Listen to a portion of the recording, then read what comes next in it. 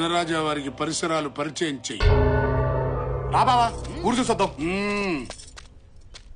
ఒక్కరే వెళ్ళండి. ఒక్కడనే వెళ్ళాలా? ఊరిడి అమ్మా, ఇందులో ఎందుకు? బెంచ్ కార్లోనేగా. బండిలోనే వెళ్ళండి.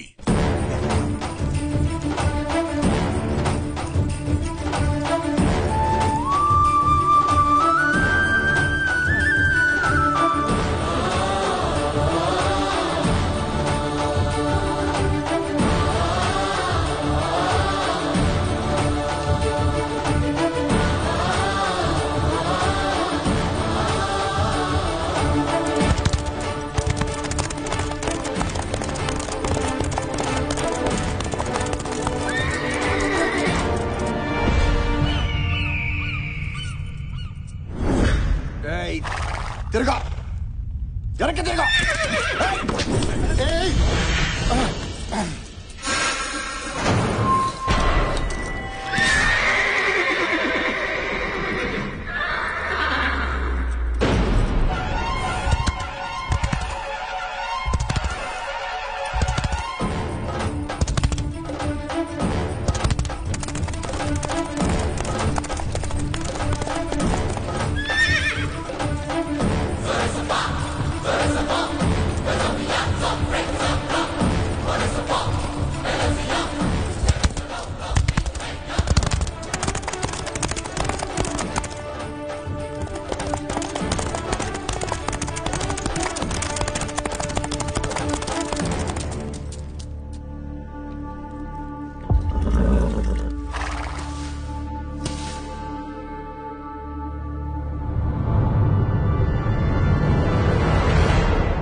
ఎవడ్రా వాడు? ఆ ఇంటి వారసుడయ్యా. ఇక్కడికెందుకొచ్చాడు? దొరా, మీసం తిప్పి తొడగొట్టాలా? ఎందుకు? మీ వంశాల మధ్య పలకరింపులు ఇలాగే ఉంటాయి. ఏమేం పలకరింపులు రా బాబు? తొడగొట్టిన శబ్దానికి అయినాడి గుండె ఎగిసి పడాలా, కానాడి గుండె ఆగిపోవాలా. కొట్టుదరు. కొడతాలే బాబు, నువ్వు అలా కంగారు పడుకు.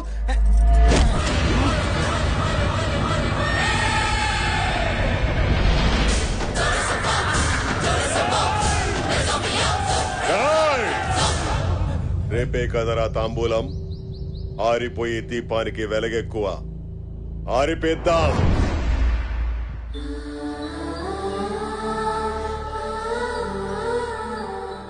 బిడ్డకివ్వు.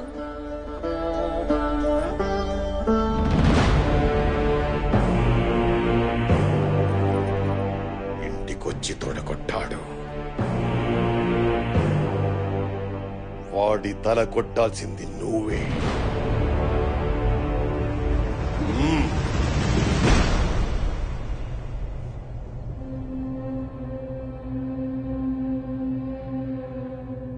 చంపుకోవడానికి తాంబూలాలా? నిన్ను 25 ఏళ్లుగా ఎక్కడో ఉంచి తయారు చేసింది ఎందుకోసం బావా? చుట్టుపక్కల జనం ఎదురు చూస్తుంది దీనికోసమే. ఇంట్లో వాళ్ళు ఎదురు చూస్తుంది దీనికోసమే. నీ శత్రువు కూడా ఎదురు చూస్తుంది దీనికోసమే బావా. ఈ గొడవలో మా నాన్న చనిపోతే వాడు చంపేస్తారని ఆడపిల్లల లంగా ఓణీలేసుకుని తిరిగాను బావా. నువ్వు వచ్చేదాకా రకరకాల వేషాలతో ఈ ఇంటి కాపలా కాసుకుంటూ బతికాను బావా. ఈ బతుకులు మారాలంటే నువ్వు బరిలోకి దిగాల్సిందే బావా. అది కాదు బావా. బావగారు, ఇది అతనొక్కడి కోరికే కాదండి, నాది కూడా. మా నాన్న కళ్ళు పీకేశారు. మీరు వాళ్ళని చంపుతుంటే కళ్ళతో చూడలేకపోయినా వాళ్ళ చావు కేకలనైనా వినాలని ఆశతో మా నాన్నగారు ఇక్కడికి వచ్చారు. బావ ఆలోచనలు ఎప్పుడూ శత్రువు మీదే ఉండాలమ్మా. అవి దారి తప్పకుండా ఉండడానికి అవసరమైతే నువ్వు పడుకున్నా పర్వాలేదమ్మా అన్నారండి మా నాన్నగారు. వాళ్ళ పాప లాగాలంటే మీరు దిగాల్సిందేనండి.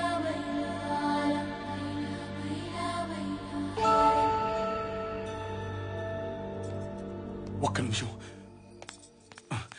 ఇదిగో, ఇదంతా చూసి నువ్వు టెన్షన్ పడద్దు. నీతో చిన్న అబద్ధం ఆడాను. నేను ఇంటి బిడ్డను కాను. నీ ప్రేమను దక్కించుకోవడం కోసం నేను ఇంటికి దత్తతొచ్చాను. నిన్ను ఇక్కడికి తీసుకొచ్చింది నేను. ఏంటి? అవునరా, ఎదుటి వాళ్ళ ప్రాణం పోతే విలవిల్లాడిపోతా. ఇక్కడ ఈ ప్రాంతం మొత్తం విలవిల్లాడిపోతోంది. ఇక్కడ గొడవల్లో తన తండ్రి పోయారని మీ బావగారు, తన తండ్రికి కళ్ళు పోయాయని నీళ్లవేణి గర్వంగా చెప్పుకున్నారు. బట్ మా నాన్న భయంతో పారిపోయారు తెలుసా. వేల కోట్లు సంపాదించాడు, అయినా ఈ ఇంటి గుమ్మం ఎక్కడానికి సిగ్గుపడి బయటే నిలబడ్డాడు. చూసావు కదా, ఆ తప్పుని సరిదిద్ది ఈ ఇంటి పరువుని నిలబెట్టే అవకాశం నాకు నీ రూపంలో వచ్చింది. అలాగని నువ్వంటే ప్రేమ లేక కాదు, నిన్ను చంపుకోవాలని కాదు, నువ్వంటే నాకు పిచ్చి.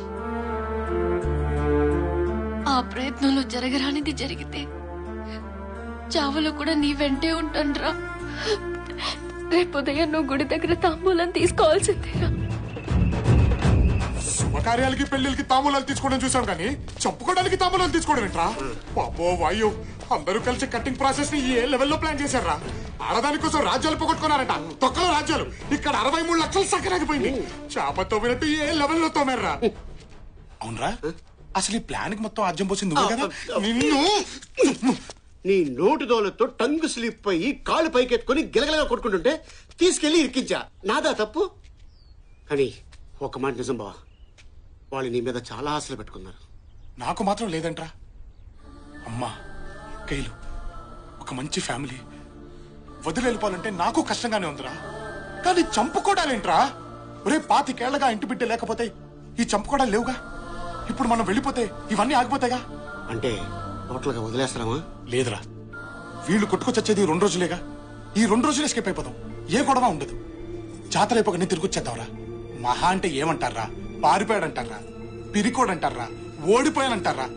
నన్ను ఏమన్నా పర్లేదురా, కానీ వీళ్ళు హ్యాపీగా ఉంటారు కదా, అది చాలురా. పద.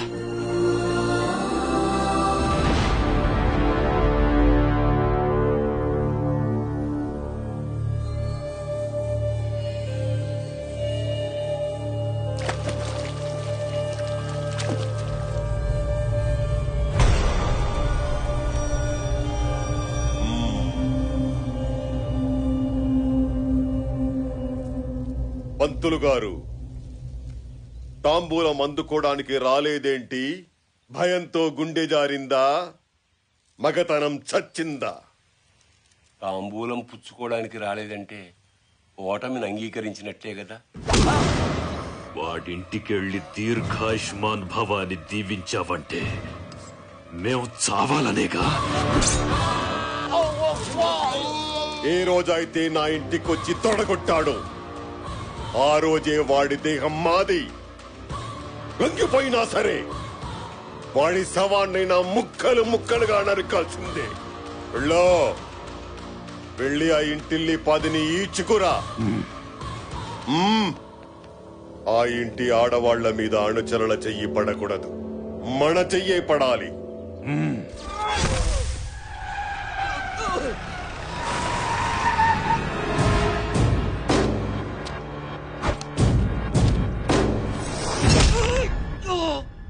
ఎంత ధైర్యం రా నీకు? నా ఇంటికే తీసుకొచ్చి సవాల్ చేయిస్తావా?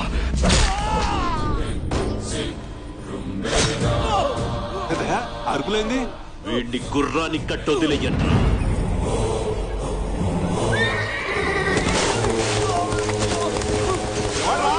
ఎవడ్రా ఇంటి మీదకి వచ్చింది? ఎవడ్రాడా?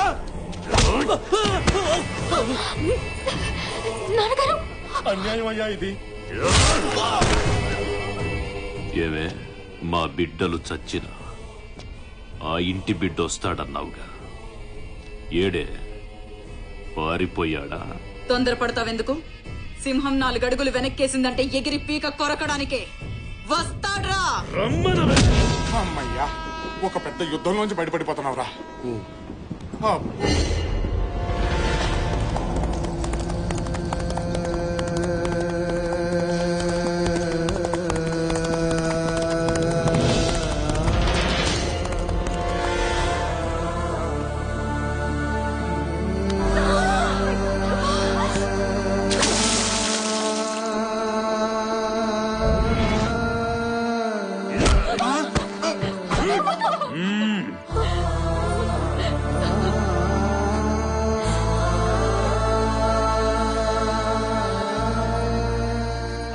వీరమాత ఎలా కన్నావే వాణ్ణి? నిజాయితీగానే కన్నావా, నీతి తప్పి కన్నావా? ఇక్కడున్న నీ బిడ్డల శీలాలు, జనం ప్రాణాలు మిగలాలంటే నువ్వు బయటికి రావాలి. తప్పుడు కొడుకును కన్నానని నా కాళ్ల మీద పడి ఏడు. వస్తావా, చాబులు చూస్తావా?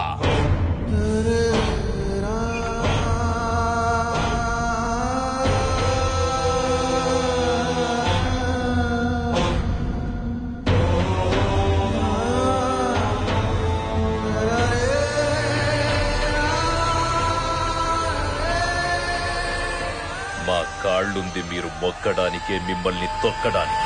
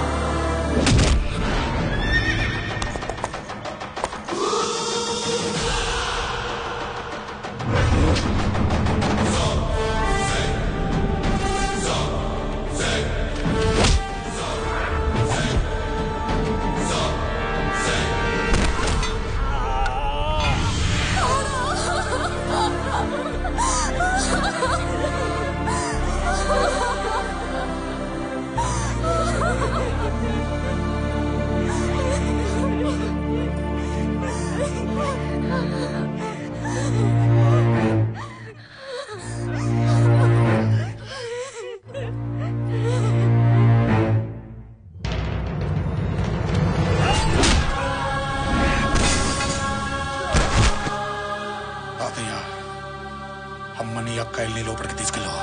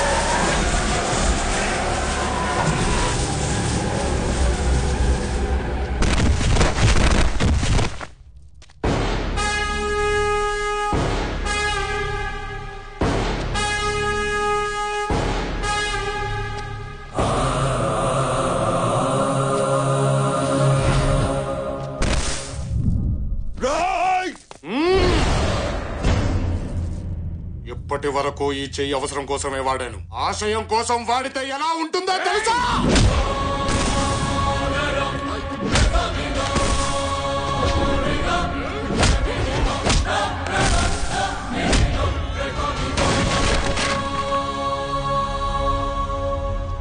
నా దేహం నీదా, చచ్చినా వదిలిపెట్టవా? బ్రతుకుని సృష్టించేది బ్రహ్మ, బ్రతుకుని ముగిచ్చేది బ్రహ్మ. ఆ రెండిటి మధ్యలో వాడు దొంగ అవుతాడో దొరవుతాడో, నీ మొగుడవుతాడో బ్రహ్మ రాతను మార్చడానికి నువ్వెవడివిరా? మా గురించి, ఈ ప్రాంత చరిత్ర గురించి తెలియకుండా మాట్లాడుతున్నా. చరిత్ర సృష్టించేవాడెప్పుడు చెప్పినాడు, గుండె తమ్ముల్లో నుంచి పుడతాడు, నిలబడతాడు, మొదలు పెడతాడు, చరిత్ర సృష్టించే తిరిగి వెళతాడు. అది కాదనుకుంటేనే ఇలా కొట్టానంటే, ఒక్కసారి ఊరు నాది, వంశం నాది, జనాలు నా వాళ్ళు, వాళ్ళ సమస్య నాది అని అనుకుని కొడితే అది నీ ఇంకో 10 తరాలు నీ వంశంలో మగబిడ్డ పుట్టాలంటేనే భయపడతాడు. నేను నిలబడ్డ ఈ నేల మీదొట్టు, నన్ను తాకుతున్న ఈ గాలి మీదొట్టు, నన్ను నీ మీద కదులుతున్న నా వంశం మీదొట్టు, నన్నే నమ్ముకున్న ఈ జనం మీదొట్టు.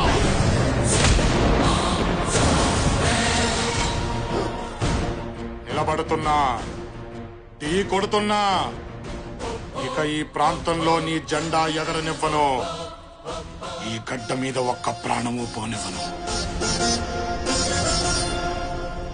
కెలకొద్దు.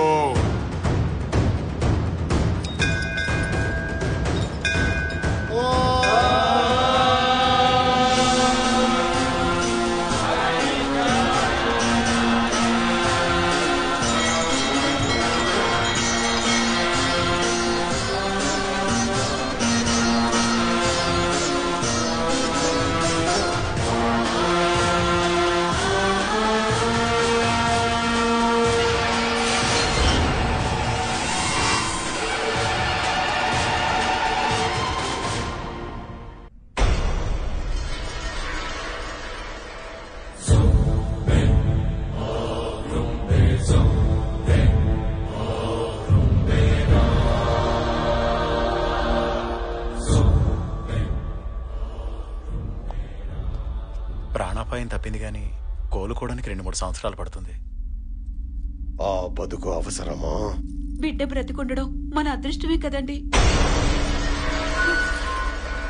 ఆడంగులకు నోళ్ళొచ్చాయంటే అది చాలు. అది చాలు మనమేం పగొట్టుకున్నామో చెప్పడానికి.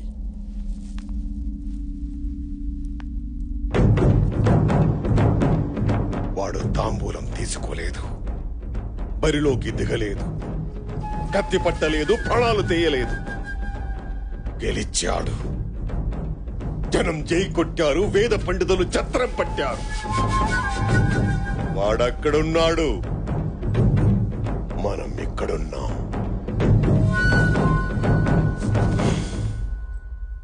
ఈ ప్రాణం అవసరమా?